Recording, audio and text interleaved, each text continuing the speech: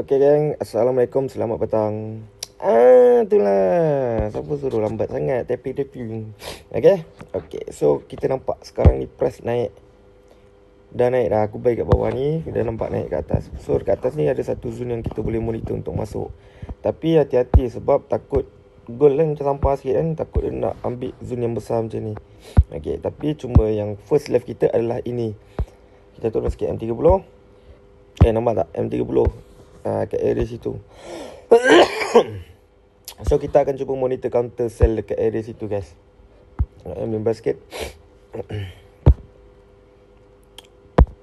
Okay. So if price masuk dalam zone ni, kita akan monitoring untuk counter sell. So kita akan kecilkan lagi time frame kat mana yang sesuai. Okay, kat sini ada satu. Zone dia ni besar Even dekat sini pun kalau korang nak masuk sebenarnya boleh. Tetapi aku akan tunggu ke area atas ini, the lowest one. Okay, aku akan tunggu ke area atas ni untuk kita masuk. Tu dekat ni 29. Okay, 29 sampai 36. Besar juga sekejap. Kecil macam gitu je M5 tu guys. Okay, so dalam zone tu kita akan monitor untuk counter S. Cuma siapa ada yang kalau ke kepala batu keras nak masuk dekat area sini, yang dah masuk ke nak masuk ke area sini pun boleh juga. Sebab ini skill zone SBR dia. Okay, cuma macam aku cakap aku tunggu dekat atas ni. Lagipun aku dah ada buy kat bawah. Okay, kalau dia buat breakout, kita akan monitor last one dekat area sini.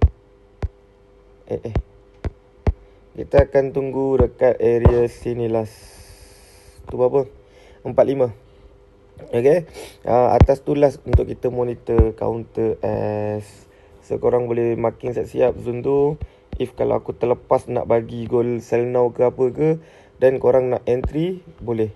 Okay, boleh monitor zone-zone ini. Rasa sekejap tengok Oh, ni pun tanda-tanda nak turun lagi tu ni tu. Dia dah buat satu DVD tu. Mana yang ada buy tu boleh collect sikit. Okay, ni macam dah tanda rejection je. Tetapi if kalau dia naik buat breakout zone yang ini, kalau dia buat breakout zone yang ini, dia still boleh sebenarnya. Kita tak tahu ke depan hari macam mana. Mungkin dia nak buat lagi satu bukit turun untuk buat double top. Kita tak tahu. Tapi itulah zone-zone dia. Paling last one adalah ini. Ini adalah last kali candle. If kalau dia buat breakout, ATH lah dia. Kalau last ini dia buat breakout, ATH lah. So itu pun boleh, still zone tu pun still boleh untuk kita monitor masuk untuk counter last sell.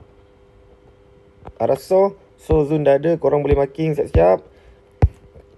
Kalau nak masuk, ingat trading plan jangan tinggal. Rasa